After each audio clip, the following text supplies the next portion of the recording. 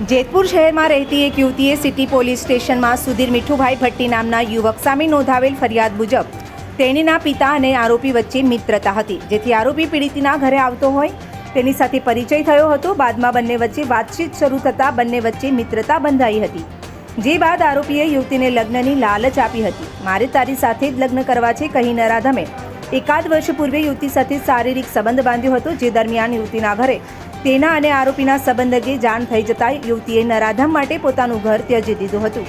બાદમાં હવસખોરે યુવતીને જેતપુરમાં જ એક રૂમ રાખી દીધો હતો, જેમાં યુવતી એકલી રહેતી હતી અને નરાધમ અવારનવાર ત્યાં ધસી જઈ દુષ્કર્મ આચરતો હતો। દરમિયાન યુવતીએ લગ્ન કરવાનું કહેતા હવસખોરે લગ્ન કરવાનો સ્પષ્ટ ઇનકાર કરી દેતા યુવતીના પગ તળેથી જમીન ખસી ગઈ હતી, જેના માટે ઘર અને પરિવારને તરછોડી દીધા। તે શખ્સે જ તરછોડી દેતા યુવતીને આંચકો લાગ્યો હતો। બાદમાં તેણીએ હિંમત દાખવી સિટી પોલીસ સ્ટેશનમાં ફરિયાદ આપતા પોલીસે દુષ્કર્મ આચરી લેવાની કલમો હેઠળ સહિત ગુનો નોંધી આરોપીની ધરપકડ કરી હતી। આરોપી સુધીર ભટ્ટી નામના યુવકે સોશિયલ મીડિયાના માધ્યમથી યુવતીનો કોન્ટેક્ટ કરી પ્રેમ સંબંધ બાંધ્યો હતો।